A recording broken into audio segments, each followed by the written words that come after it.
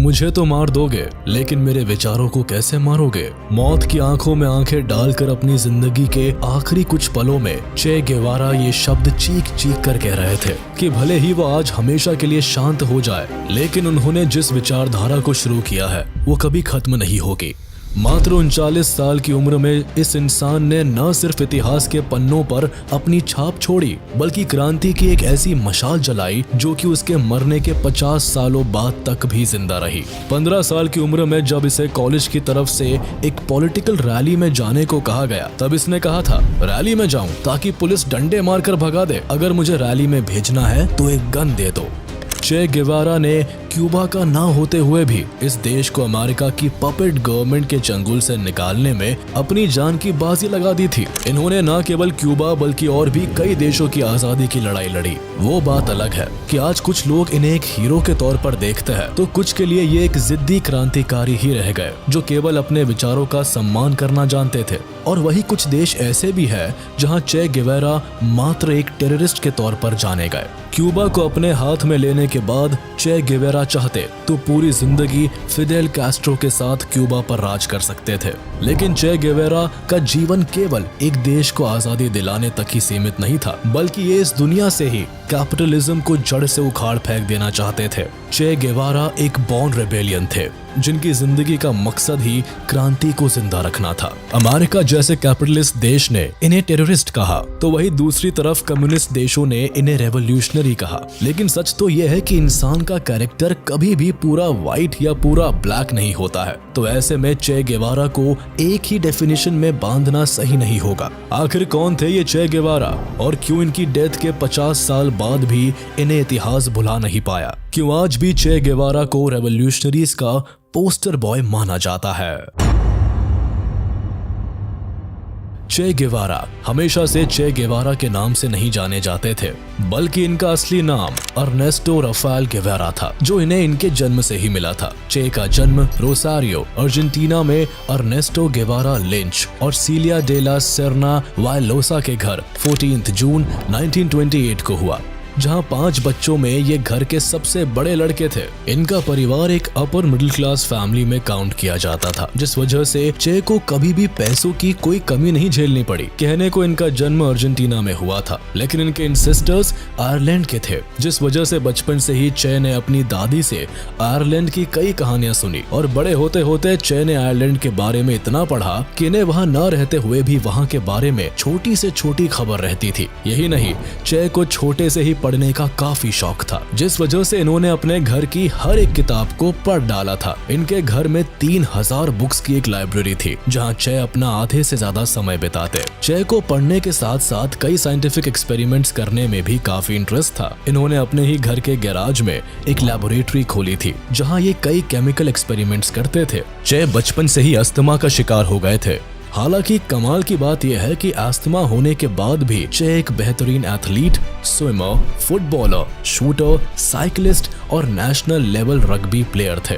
यही नहीं, 12 साल की उम्र तक चे ने अपने फादर से कमाल का चेस खेलना भी सीख लिया था। साथ ही काफी कम उम्र से ही चे पोइट्री और पॉलिटिक्स दोनों में इंटरेस्टेड थे, जिस वजह से इन्होंने पाब्लो नेरूदा और जॉन कीट से लेकर Karl Marx, William Faulkner, Vladimir Lenin जैसे कई लीडर्स को बचपन में ही पढ़ लिया था, जिस वजह से नॉलेज के मामले में चे का मुकाबला करना हर किसी के बस की बात नहीं थी। अपने इसी डीप इंटरेस्ट के कारण चे कमाल के इंटेलेक्चुअल भी माने जाते थे। 1948 में चे ने यूनिवर्सिटी ऑफ ब्यूनो एरीज में मेडिकल की पढ़ाई करने के लिए एडमिशन लिया और यहीं से चे के दिल में दुनिया को एक्सप्लोर करने का आइडिया भी आया, जिस वजह से इन्होंने अपनी इसी पढ़ाई के साथ साथ दुनिया के 2 टूर किए, जिन्होंने चे की दुनिया को देखने के नजरिए को पूरी तरह से बदल कर रख दिया। इन्होंने अपना पहला सफर नदर्न अर्जेंटीना के रूरल प्रोविंसेस तक तय किया, जो करीब 4500 किलोमीटर का था। हैरानी की बात यह है कि चे ने इस सफर को अकेले ही एक छोटे इंजन लगे बाइसिकल की मदद से पूरा किया था। अपने फर्स्ट एक्सपेडिशन के बाद चे ने अर्जेंटीना में कुछ समय के लिए एक मेडिकल असिस्टेंट के तौर पर भी काम किया और फिर कुछ सालों के बाद ही दोबारा पूरे 8 महीनों के लिए अपने दूसरे और सबसे यादगार सफर पर निकल गए। यही ट्रिप चे की जिंदगी का सबसे बड़ा टर्निंग पॉइंट साबित हुआ। इस ट्रिप पर वो अपने दोस्त अल्बर्टो ग्रेनाडो के साथ 1952 में 8000 माइल्स की मोटरसाइकिल जर्नी पर निकले और फिर उनकी जिंदगी और उनकी सोच हमेशा हमेशा के लिए बदल गई। अपनी पूरी जर्नी के दौरान चे ने कई देश, शहर और गांव घूमे। हर जगह इन्हें कई चीजें जानने और सीखने को मिली, लेकिन एक चीज जिसे इन्हें अंदर तक झकझोर के रख दिया वो थी पेजेंट्स, फार्मर्स और पुअर्स की कंडीशन। इन्होंने लोगों को चंद पैसों के लिए घंटों कड़ी धूप में काम करने के बाद भी बिना किसी चादर के सोता देखा। सड़कों पर भूख से रोते बिलखते बच्चे और बूढ़े देखे। इन्होंने देखा कि कैसे कैपिटलिज्म के चलते अमीर और अमीर होते जा रहे हैं और गरीब होते जा रहे हैं। चे अपनी पूरी जर्नी के दौरान अपने साथ एक डायरी भी रखता और जगह जगह तारीख और समय के साथ उसमें अपने एक्सपीरियंसेस के बारे में लिखता जाता। बाद में चे के इन्हीं सारे एक्सपीरियंसेस को द मोटरसाइकिल डायरीज के नाम की एक किताब का नाम मिला, जो बाद में न्यूयॉर्क टाइम्स की बेस्ट सेलर भी रही है। साल 2004 में सेम इसी नाम से एक फिल्म भी बनी जिसमें चे की पूरी मोटरसाइकिल जर्नी को दिखाया गया है। इस जर्नी के बाद ही चे ने पॉलिटिक्स और रेवोल्यूशंस में एक्टिव रहना शुरू कर दिया था। इनके इस सफर ने इन्हें इतना बदल दिया कि एक रिच फैमिली से होने के बाद भी चे ने अपनी पूरी जिंदगी गरीबों के लिए काम करने में निकाल दी। इस मोटरसाइकिल जर्नी के दौरान चे ने जब लैटिन अमेरिकन देशों में गरीबी और बदहाली से परेशान जनता का ऑपरेशन देखा तो चे एक नए नाम चे गेवेरा और एक नई सोच के साथ वापस आया। इस बार जो गेवेरा लौट कर आया था उसने कैपिटलिज्म के खिलाफ क्रांति छेड़ दी थी। चे ने अपने रेवोल्यूशंस की शुरुआत ग्वाटेमाला से 1953 में की। उस समय यहाँ के प्रेसिडेंट जैकोबो आर्बेंस थे, जो सोसाइटी में सोशल इकोनॉमिक डिफरेंस को ठीक करने के लिए काम कर रहे थे। लेकिन उस समय कैपिटलिज्म को सपोर्ट करने वाले अमेरिका को आर्बेंस का ये सोशल रेवोल्यूशन कुछ खास रास नहीं आया, जिस वजह से अमेरिका ने डिसाइड किया कि वो आर्बेंस की सरकार को ग्वाटेमाला से जड़ से खत्म कर देंगे। और कुछ सालों के बाद हुआ भी कुछ ऐसा ही। अमेरिका ने CIA की मदद से आर्बेंस को अपने पद से इस्तीफा देने पर मजबूर कर दिया और ग्वाटेमाला में अपनी मिलिट्री को तैनात कर दिया। इस वक्त तक चे अमेरिका के हर स्टेप को क्लोजली फॉलो कर रहे थे और ग्वाटेमाला में अमेरिका के इस तख्ता पलट से काफी नाराज थे। चे समझ गए थे कि अमेरिका आने वाले समय में भी हर प्रोग्रेसिव लेफ्टिस्ट गवर्नमेंट्स को अपोज करेगा, जिस वजह से चे ने वर्ल्ड वाइड रेवोल्यूशंस के लिए कई प्लान्स बनाने शुरू कर दिए। और इस रेवोल्यूशन की शुरुआत ग्वाटेमाला से हुई, जहां अमेरिका को सबक सिखाने के लिए चे ने कई रेबेलियन ग्रुप्स को ज्वाइन किया जो आर्बेंस की सरकार को हटाए जाने से खफा थे। लेकिन उस समय एक पावरफुल ग्रुप का हिस्सा ना होने के कारण आखिरी में चे को ग्वाटेमाला से अलविदा कहना पड़ा। वैसे ग्वाटेमाला ही वो जगह थी जहां अर्नेस्टो राफेल गेवेरा को चे गेवेरा का नाम मिला। ग्वाटेमाला के रेवोल्यूशन में असफलता मिलने के बाद 1954 में चे ने मेक्सिको जाने का फैसला लिया और एक जनरल हॉस्पिटल के एलर्जी सेक्शन में डॉक्टर के तौर पर काम करने लगा। लेकिन यहाँ भी चे ज्यादा वक्त तक अपनी किस्मत से भाग नहीं पाए और कुछ ही समय में उनकी मुलाकात क्यूबन ब्रदर्स फिडेल और राउल कैस्ट्रो से हुई, जो क्यूबा से अमेरिका की कठपुतली सरकार को उखाड़ फेंकने पर काम कर रहे थे। दरअसल क्यूबा में उन दिनों फुल्जेंशियो बटिस्टा का राज था, जो क्यूबा के मिलिट्री डिक्टेटर और अमेरिका की कठपुतली थे, जिसके खिलाफ फिडेल कैस्ट्रो ने जंग छेड़ रखी थी। क्यूबा की इंडिपेंडेंस के बाद से ही अमेरिका क्यूबा पर अपने कंट्रोल के लिए क्यूबा की सरकार को फंड करती और इनडायरेक्टली क्यूबा पर अपना राज बनाए रखती है। बटिस्टा की सरकार सिर्फ अमेरिका को खुश रखने की कोशिश में लगी रहती थी। देश की हालत खराब थी और चारों तरफ गरीबी और बदहाली के हालात थे। देश में चारों तरफ भ्रष्टाचार का माहौल बना हुआ था। ऐसे में फिडेल कैस्ट्रो एक ऐसे शख्स थे जो अमेरिका की फुल्जेंशियो बटिस्टा सरकार के खिलाफ खड़े हो गए और देश भर में बगावत कर दी। धीरे धीरे पूरे क्यूबा के मिडिल क्लास लोग उनके साथ आ खड़े हुए। वो सालों से क्यूबा में कम्युनिज्म को स्थापित करने के लिए लड़ रहे थे, लेकिन उन्हें तब तक कुछ सफलता नहीं मिल पाई थी। फिर जून 1955 में फिडेल की मेक्सिको सिटी में चे गेवारा से मुलाकात हुई, जहां दोनों ने एक साथ मिलकर क्यूबा से बटिस्टा की डिक्टेटरशिप को खत्म करने के लिए दोस्ती कर ली। इसके बाद चे अपने वेपनाइज्ड रेवोल्यूशन के कॉन्सेप्ट के साथ क्यूबा में दाखिल हो गए। फिडेल कैस्ट्रो चे गेवारा के आइडियाज और सोच से इतने प्रभावित हुए कि उन्होंने बिना कुछ सोचे चे को अपने 26 ऑफ जुलाई मूवमेंट का मेंबर बना लिया। इस मूवमेंट के तहत फिडेल कैस्ट्रो, उनके भाई और कुछ 82 वेपनाइज्ड रेवोल्यूशनरीज का एक ग्रुप क्यूबा की बटिस्टा सरकार को ओवरथ्रोन करने की कोशिश करता है, जिसे खुद चे और फिडेल ने मिलकर ट्रेन किया था। चे इस मूवमेंट के दौरान कॉम्बैट मेडिसिन बनाने और मिलिट्री ट्रेनिंग देने का काम करते थे, जिसमें mainly hit and run guerrilla warfare को अपना मेन फोकस बनाया जाता था। ट्रेनिंग में अपनी पूरी जान लगा देने के बाद फाइनली कैस्ट्रो एंड चे ने क्यूबा में चुपचाप घुसने के लिए एक ग्रैंडमा नाम की पुरानी और लीक्ड कैबिन क्रूजर का इस्तेमाल किया। लेकिन इससे पहले चे और कैस्ट्रो का ग्रुप क्यूबा में लैंड करता, बटिस्टा सरकार को इनके इन्वेजन के बारे में पता चल गया और उन्होंने बुरी तरह से 26 ऑफ जुलाई मूवमेंट को खत्म कर दिया। बटिस्टा की आर्मी के आगे चे और कैस्ट्रो के 82 लोगों की टीम कमजोर पड़ गई और ऑलमोस्ट सारे लोग मारे गए। बचे हुए लोगों में चे भी शामिल थे, जो भागकर सिएरा माएस्ट्रा के माउंटेन्स में छिप गए। अब चे और फिडेल के पास एक ही विकल्प था, लोगों को गन थमाया जाए और हिंसक तरीके से क्यूबा में तख्ता पलट किया जाए। जुलाई मूवमेंट के बुरी तरह से फेल होने के बाद भी चे और कैस्ट्रो ने हार नहीं मानी और इस बार सिएरा माएस्ट्रा माउंटेन्स में अपनी एक नई फोर्स बनानी शुरू कर दी। इस बार तैयारी और लोग दोनों ही पहली बार से ज्यादा थी। यहाँ चे और कैस्ट्रो को लोकल लोगों का फुल सपोर्ट मिला। यहाँ के लोग चे और कैस्ट्रो के आइडिया से काफी प्रभावित थे। सिएरा माएस्ट्रा में रहने के दौरान चे नोटिस करता है कि वहाँ ना तो बच्चों के लिए एक भी स्कूल है, ना ही इलेक्ट्रिसिटी है और ना ही हेल्थ केयर की कोई फैसिलिटी है। साथ ही सिएरा माएस्ट्रा के 40% से भी ज्यादा अडल्ट्स इलिटरेट है। वॉर की तैयारी के साथ ही चे यहाँ ग्रेनेड्स बनाने के लिए कई फैक्ट्रीज को खोलता है। खाने की परेशानी खत्म करने के लिए ब्रेड बेकरीज खोली जाती है और साथ ही वॉर से हटकर चे यहाँ कई स्कूल्स को भी खुलवाता है। यही नहीं, एक डॉक्टर होने के नाते चे का हेल्थ केयर पर भी पूरा फोकस होता है, जिस वजह से वो हेल्थ क्लिनिक्स ओपन करवाता है। न्यूज़पेपर्स को भी सिएरा माएस्ट्रा में अवेलेबल किया जाता है, जिससे दुनिया से अलग होने के बाद भी उन्हें सारी इंफॉर्मेशन मिलती रहे। इतना सब कुछ करने के बाद चे लोगों के बीच बहुत मशहूर होने लगता है। लोग उसे अपना मसीहा मानने लगते हैं और यहीं पर उनकी चे के एक और चेहरे से मुलाकात होती है। जब क्यूबा में फिडेल की सरकार बन गई तो चे ने अपने ओपोनेंट्स को कुचलना शुरू कर दिया। अब जब भी चे को किसी पर शक होता तो वो उन्हें मौत के घाट उतार देता। दरअसल चे का मानना था कि डिसिप्लिन और कम्युनिज्म हर इंसान में होना चाहिए, इसलिए जो लोग उसकी बातें नहीं मानते थे या फिर गन ट्रेनिंग या एजुकेशन में ज्यादा ध्यान नहीं देते थे, चे उन्हें मारने में 2 पल का भी वक्त नहीं लगाता था। चे को किसी प्रूफ की जरूरत नहीं होती थी, वो शक के आधार पर किसी को भी एग्जीक्यूट करने से नहीं चूकता था। उसे बस शक होना चाहिए था कि सामने वाला आदमी उनके खिलाफ है, बस इसी आधार पर वो लोगों को मार देता था। एक लंबे समय तक खुद को और अपनी फोर्स को पूरी तरह से तैयार करने के बाद कैस्ट्रो और चे ने धीरे धीरे बटिस्टा सरकार के खिलाफ जीत दर्ज करनी शुरू कर दी। इन पहाड़ों में ही रहकर चे ने अपनी फोर्स को गुरिल्ला टैक्टिक्स में इतना माहिर कर लिया कि यूएस एयर फोर्स भी इनका कुछ नहीं बिगाड़ पाई।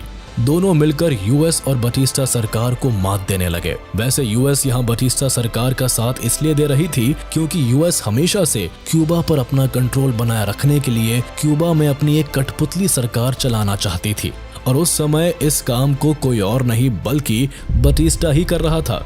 यूएस एयरफोर्स और बटिस्टा की पुअर मिलिट्री को लगातार चकमा देने के कारण कैस्ट्रो और चे लोकल्स में तेजी से पॉपुलर होने लगे और धीरे धीरे इनके साथ बहुत सारे लोग जुड़ने लगे। देखते ही देखते इन लोगों ने करीब 800 लोगों को खुद से जोड़ लिया था, जिसका रिजल्ट ये निकला कि जनवरी 1, 1959 को कैस्ट्रो ने क्यूबन मिलिट्री को सामने से चुनौती दी और एक बड़ी जीत हासिल की। कैस्ट्रो के क्यूबा में जीत के साथ ही अमेरिका ने भी अपने हाथ पीछे कर लिए और क्यूबा में फाइनली कैस्ट्रो का राज आ गया, जिसमें सबसे बड़ा हाथ किसी और का नहीं बल्कि चे का ही था। क्यूबा में सरकार बनने के साथ ही कैस्ट्रो ने खुद को क्यूबा का प्राइम मिनिस्टर घोषित कर दिया और चे को सेकंड इन कमांड बनाया गया। कुल मिलाकर सबसे ज्यादा जिम्मेदारी चे को ही सौंपी गई, जिसका मेन कारण कैस्ट्रो का चे की काबिलियत पर विश्वास था। लेकिन बरसों तक क्यूबा में कम्युनिस्ट सरकार लाने की कोशिश करने वाले चे को ये डर सताने लगा कि क्यूबा में अभी भी कैपिटलिस्ट को पूजने वाले लोग बाकी है, और इसी सोच के साथ क्यूबा में दहशत फैलाने का काम भी शुरू हुआ।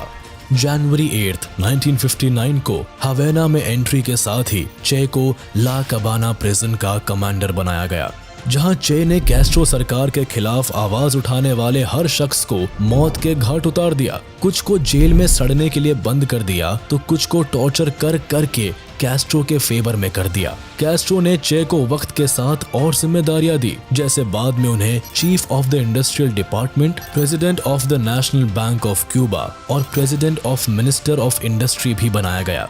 यही नहीं, चे क्यूबा की ओर से एक कमाल के डिप्लोमेट का काम भी करते थे। ये दुनिया भर में क्यूबा का पॉइंट ऑफ व्यू खुल के रखते और एंटी कैपिटलिज्म को लेकर अपने आइडियाज दुनिया तक पहुंचाते। कई बार तो इन्होंने अमेरिका की फॉरेन पॉलिसीज को ही खुलकर क्रिटिसाइज किया। ये कैस्ट्रो की तरह ही अपने विचारों को सबसे ज्यादा इंपॉर्टेंस देते थे। चे गेवारा का मानना था कि देश के व्यक्ति को परफेक्ट होना चाहिए और वो परफेक्ट तभी हो सकता है जब वो पूरी तरह से कम्युनिज्म को मान ले और उसे समझ ले और अपने सारे कंडक्ट्स कम्युनिस्ट आइडियोलॉजी पर ही बेस्ड रखे। अगर लोग ऐसा नहीं करते तो वो परफेक्ट नहीं है और ना ही उन्हें क्यूबा में जीने का कोई अधिकार है। 1960s के दौरान क्यूबा में पहली बार क्यूबन कंसंट्रेशन कैंप बनाया गया था, जहां चे लोगों को न्यू मैन बनाने के लिए डाल दिया करता था। चे का मानना था कि कड़ी मेहनत करके इंसान एक मैन की तरह इवॉल्व हो सकता है और ये कंसंट्रेशन कैंप्स उन्हें सुधारने और रास्ते पर लाने के लिए है। इन कैंप्स में सैकड़ों एफ्रो क्यूबन प्रीस्ट को डाल दिया जाता था और उनसे जी तोड़ मेहनत करवाई जाती थी, जिससे कि वो एंटी कम्युनिस्ट मोरल्स को छोड़ दे और न्यू मैन की तरह इवॉल्व हो जाए। अपने समय में चे ने क्यूबा में कई रिफॉर्म्स किए, जिनमें सबसे ज्यादा फेमस अग्रेरियन रिफॉर्म्स को माना जाता है। इन्होंने सबसे पहले तो अमेरिका की सभी इंडस्ट्रीज को अपने अंडर में ले लिया और उनकी लैंड्स भी छीन ली गई और सभी इंडस्ट्रीज को भी नेशनलाइज कर दिया गया। प्राइवेटाइजेशन ऑलमोस्ट खत्म होता चला गया। यही नहीं, जिस तरह से चे ने सिएरा माएस्ट्रा में लिटरेसी पर ध्यान दिया था, ठीक उसी तरह क्यूबा में भी एजुकेशन पर इन्होंने काफी काम किया, जिसका असर ये निकला कि 1959 से पहले क्यूबा का जो लिटरेसी रेट केवल 60% के करीब था, ईयर एंड तक वही लिटरेसी रेट 96% तक पहुंच गया। वैसे चे को जब फाइनेंस मिनिस्टर और नेशनल बैंक के प्रेसिडेंट का पद मिला तो इन्होंने सबसे पहले सोशल और इकोनॉमिक इक्वलिटी पर काम करना शुरू कर दिया। ये नहीं चाहते थे कि क्यूबा में कोई भी करप्शन या ऊंच नीच रहे। इवन ये अपने रिफॉर्म्स को लेकर इतने सीरियस थे कि इन्होंने अपनी खुद की वाइफ को सरकारी फायदों का लाभ उठाने के लिए एकदम मना किया था। चे अपने किसी भी गवर्नमेंट बेनिफिट का इस्तेमाल ऑफिस के बाहर नहीं किया करते थे। इनका मेन मकसद क्यूबा के लोगों को यूनिटी और इक्वालिटी का पाठ पढ़ाने का था, जिसके लिए ये ईगोइज्म और सेल्फिशनेस के एकदम खिलाफ थे। इस वक्त तक चे ने पब्लिक स्पीचेस देना और आर्टिकल राइटिंग करना भी शुरू कर दिया था। इनकी कुछ फेमस राइटिंग्स में man and socialism in Cuba, guerrilla warfare 1961 आती है। अमेरिका से लगातार टकरार के बाद चे और कैस्ट्रो ने सोवियत यूनियन से हाथ मिलाना शुरू कर दिया।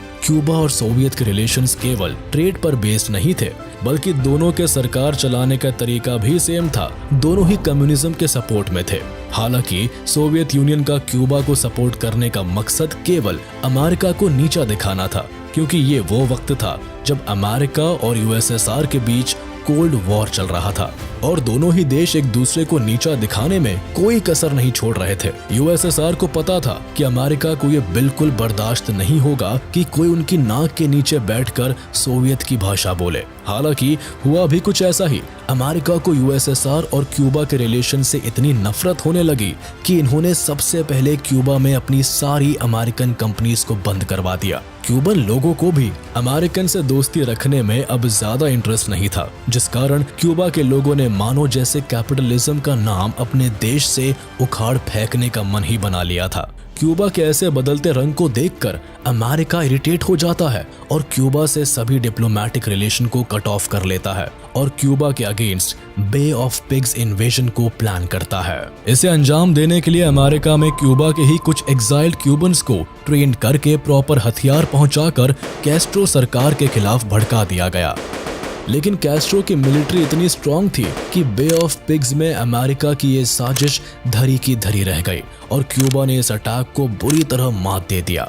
चूंकि इस अटैक में तो क्यूबा का कुछ नहीं बिगड़ा, लेकिन फिडेल कैस्ट्रो और चे गेवारा का गुस्सा काफी बढ़ गया। इसके बाद यूएसएसआर ने उन्हें क्यूबा में न्यूक्लियर मिसाइल इंस्टॉल करने की पेशकश की, जिसे चे और फिडेल दोनों ने एक्सेप्ट कर लिया। यहाँ यूएसएसआर ने क्यूबा और अमेरिका की दुश्मनी की आग पर अपनी रोटी सेकनी चाहिए। वहीं दूसरी ओर क्यूबा को लगा कि मिसाइल इंस्टॉल होने से अमेरिका अब दोबारा उन्हें तंग करने की हिम्मत नहीं करेगा, लेकिन इसका उल्टा हुआ। क्यूबा में हुए इस इंस्टॉलेशन के बाद विश्व के दो बड़े देश यूएसएसआर और यूएसए एक दूसरे के खिलाफ जंग के मैदान में उतर गए। माहौल इतना ज्यादा बिगड़ गया था कि किसी भी क्षण तीसरे विश्व युद्ध की संभावना हो सकती थी। इस टॉपिक पर हमने क्यूबन मिसाइल क्राइसिस नाम से एक अलग वीडियो भी बनाई है, जिसे आप चैनल पर जाकर देख सकते हैं। हालांकि दोनों देशों के प्रयासों और पीस मेकिंग थॉट्स के चलते यूएसएसआर ने क्यूबा से न्यूक्लियर मिसाइल को हटा लिया और दोनों देश युद्ध की सिचुएशन से बाहर निकल गए।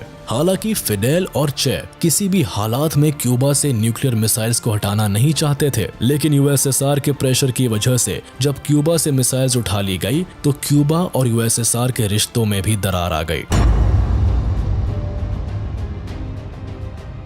दिसंबर 1964 में चे ने न्यूयॉर्क का दौरा किया और इसी दौरान यूनाइटेड नेशंस जनरल असेंबली में ही खड़े होकर यूएस को भर भर के क्रिटिसाइज किया। चे अमेरिका के क्यूबा के पर्सनल अफेयर्स में इंटरफेरेंस और क्यूबन एयर स्पेस में निगरानी रखने को लेकर काफी नाराज थे, जो इस असेंबली में उन्होंने साफ तौर पर जाहिर भी किया। अब चे क्यूबा में एक अच्छी जिंदगी तो जी रहे थे, लेकिन उनका रेवोल्यूशनरी मन अब साउथ अमेरिका के दूसरे देशों की तरफ बढ़ रहा था, जहां वो अब क्यूबा की तरह ही रेवोल्यूशन लाकर कम्युनिज्म को स्टैब्लिश करना चाहते थे। जिस वजह से कैस्ट्रो से बातचीत करने के बाद फाइनली वो अपने अंदर की क्रांति को जगाए रखने के लिए क्यूबा से चले गए। अगले 2 सालों तक किसी को भी चे के एग्जिस्टेंस की कोई खबर नहीं मिली। कुछ लोगों को तो लगा कि चे अब इस दुनिया में ही नहीं रहे, लेकिन ऐसा था नहीं। चे चुपचाप रिपब्लिक ऑफ द कॉन्गो में अपनी क्रांति को जलाए रखने पर काम कर रहे थे। यहाँ ये पैट्रिस लुमुम्बा बटालियन के साथ मिलकर एक सिविल वॉर का हिस्सा बन गए, लेकिन चे ने जब पैट्रिस की आर्मी का हाल देखा तो वो हैरान रह गए। दरअसल पैट्रिस के पास जो भी लोग सरकार के खिलाफ थे वो ना तो ट्रेंड थे और ना ही इनके पास कोई प्रॉपर प्लान था। हालांकि चे ने पैट्रिस की फोर्स को काफी ट्रेन भी किया, लेकिन एंड में रिजल्ट ये निकला कि चे को यहाँ से भी बचकर भागना पड़ा। चे का रेवोल्यूशन यहाँ पूरी तरह से फेल हो गया। कॉन्गो से भागने के बाद चे ने 1966 में बोलीविया में रेवोल्यूशन का प्लान बनाया और सांता क्रूज रीजन में सीक्रेटली एक गुरिल्ला ग्रुप को लीड करना शुरू कर दिया। शुरुआत में चे के इस ग्रुप को कुछ सक्सेस मिली भी, लेकिन बोलीविया की आर्मी काफी ज्यादा एडवांस और स्ट्रॉन्ग थी। साथ ही बोलीवियन सरकार का साथ यहाँ सीधे सीधे अमेरिका की CIA दे रही थी, जिस वजह से एक समय के बाद चे और उसके गुरिल्ला ग्रुप को लगातार बोलीवियन आर्मी से भागना पड़ा। लेकिन चोरी छुपे का ये खेल ज्यादा समय तक नहीं चला और 7 अक्टूबर 1967 को एक लोकल आदमी ने CIA को चे का पता बता दिया, जिसके बाद 8 अक्टूबर 1967 को CIA और बोलीवियन आर्मी करीब 1800 लोगों की फोर्स को लेकर चे को पकड़ने के लिए पहुंच गई। यहाँ चे के बचने के काफी अटेम्प्ट्स के बाद भी बोलीवियन आर्मी चे को कैप्चर कर लेती है और ले जाकर एक स्कूल में रखते हैं, जहां वो अपनी आखिरी रात बिताते हैं और फिर फाइनली इन्हें मारने के ऑर्डर्स दे दिए जाते हैं। मारियो टेरान को चे को मारने का काम दिया जाता है, लेकिन चे के सिर में एक भी गोली ना मारने को साफ तौर पर बोला जाता है, जिसके बाद मारियो चे के पास पहुंचते हैं। चे को पता चल जाता है कि अब उसके जीवन के कुछ आखिरी पल ही बचे हैं और इसी पल में चे चिल्लाकर कहते हैं कि I know you are here to kill me, shoot coward, you are only going to kill a man. जिसके बाद मारियो चे के सिर को छोड़कर उसकी बॉडी में पूरी 9 गोलियों को लगातार दागता है और चे का हमेशा हमेशा के लिए अंत हो जाता है। चे की मौत के बाद बोलीवियन सरकार चे के हाथों को काटकर अपने पास रख लेती है, जिससे चे के फिंगरप्रिंट से ये साबित हो सके कि ये कोई और नहीं बल्कि चे गेवारा ही है। चे की मौत के बाद क्यूबा में कैस्ट्रो ने पब्लिक को चे की मौत की खबर दी और एक पब्लिक मौन रखा गया। लोग चे की मौत से काफी शॉक्ड थे। किसी को इस बात पर विश्वास ही नहीं हो रहा था कि एक समय पर इतना बड़ा क्रांतिकारी रहा चे गेवारा इतनी आसानी से इस दुनिया को अलविदा कह गया। चे की मौत के सालों बाद 1997 में चे और उसके साथियों के रिमेन्स को क्यूबा में लाया गया और पूरे सम्मान के साथ चे के लास्ट राइट्स को पूरा किया गया। चे गेवारा के सम्मान में ही उसके बर्थ प्लेस रोसारियो अर्जेंटीना में 2008 में इनका एक स्टैचू भी बनवाया गया।